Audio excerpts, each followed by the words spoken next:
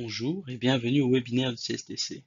Comme il est temporairement impossible de donner nos sessions de formation en présentiel, nous proposons des sessions en ligne. Cette session porte sur le BIM dans un projet et plus particulièrement sur les différents documents BIM. Cette présentation fait partie d'une série de webinaires sur le BIM dont les premières sessions se concentrent principalement sur les définitions du BIM et la compréhension de celui-ci, et puis enfin, nous précisons l'impact du BIM sur un projet en particulier. Dans ce webinaire, certains documents BIM utilisés dans le cadre du projet sont abordés. D'autres documents seront expliqués plus en détail dans les webinaires suivants, notamment les parties 6 à 8. Cependant, aujourd'hui, le cadre ou une certaine vue d'ensemble sera esquissé, ce qui donne une première idée sur le contenu et les valeurs de ces documents. Au cours de cette session, nous discuterons 4 documents. Tout d'abord, le document de vision BIM, ensuite le protocole BIM, puis le plan d'exécution BIM, et enfin les conventions de modélisation BIM. Les différents documents seront présentés sous forme d'un aperçu basé sur les différentes phases rencontrées tout au long d'un projet de construction. Évidemment, différentes parties seront impliquées dans un projet. Et l'une des caractéristiques les plus importantes du BIM est la collaboration. Afin de parvenir à une bonne collaboration, il est important de conclure les bons accords et de connaître les objectifs et les attentes de chacun. Ces accords, objectifs et attentes sont regroupés par projet et consignés dans des documents appelés conventions. Puisque nous parlons d'accords liés au BIM, nous parlons donc de documents liés au BIM. La première personne au départ du projet est toujours le client. Il est bien sûr important qu'en plus de ses souhaits pour le projet lui-même, il communique également ses exigences dans le domaine BIM. Ces éléments sont ensuite regroupés dans un document de vision BIM, un document spécifique au projet dans lequel les attentes et les exigences du client en matière de BIM sont consignées par écrit.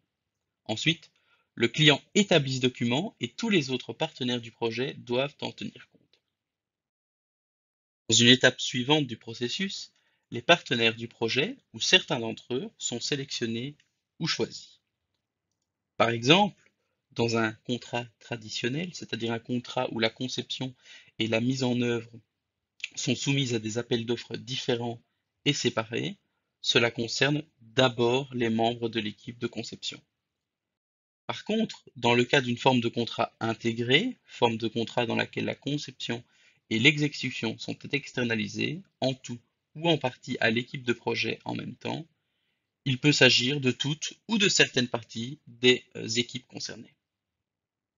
Ce qui est sûr, c'est que quel que soit le type de contrat, des accords doivent être conclus entre toutes les parties impliquées concernant le BIM afin de livrer un projet qualitatif qui répond aux exigences du maître d'ouvrage. Comme les partenaires du projet doivent savoir à l'avance ce que l'on attend d'eux et quelles sont leurs responsabilités dans le domaine du BIM, ces accords sont conclus dès le départ et regroupés dans le protocole BIM. Le protocole BIM est un document contractuel contenant les accords et les attentes concernant le BIM. Dans le cadre d'un certain projet, ce document définit donc entre autres qui est responsable de quelle information et quand celles-ci doivent être fournies. Il va donc sans dire que ces accords s'appliquent à toutes les parties concernées.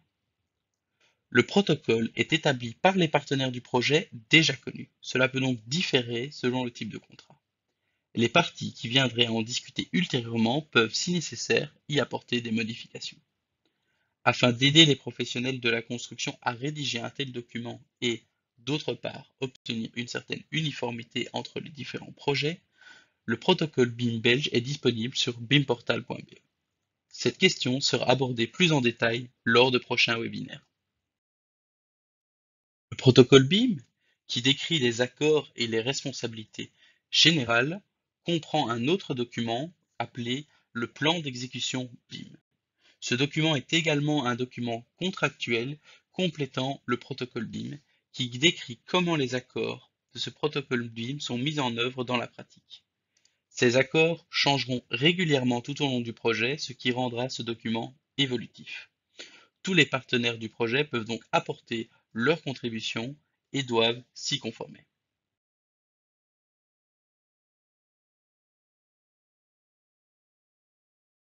Ces accords doivent être également conclus sur la manière de construire les modèles BIM.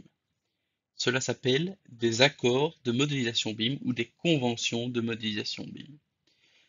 Ces accords peuvent être décrits dans le cadre du plan d'exécution ou alors ils peuvent faire référence à des documents externes existants tels que le document sur les conventions de modélisation BIM élaboré par le CSTC. Une fiche d'aide à la création de ces conventions est également disponible sur le site internet. Le but de ces documents est simple: prendre des dispositions concernant le processus BIM à l'avance afin que les partenaires sachent ce que l'on attend d'eux. Et ça, c'est tenu intégralement par le protocole BIM. Les accords garantissent un projet qualitatif qui répond aux exigences du maître d'ouvrage BIM. Et ces exigences, elles, sont décrites dans le document de vision BIM. Le protocole BIM doit donc bien sûr tenir compte de ce document préliminaire. Le protocole BIM contient les accords généraux et décrit les responsabilités générales du projet dans le domaine du BIM. Mais la manière dont ces accords seront mis en œuvre dans la pratique est décrite dans le plan d'exécution BIM. Ce document complète le protocole BIM et est un document évolutif.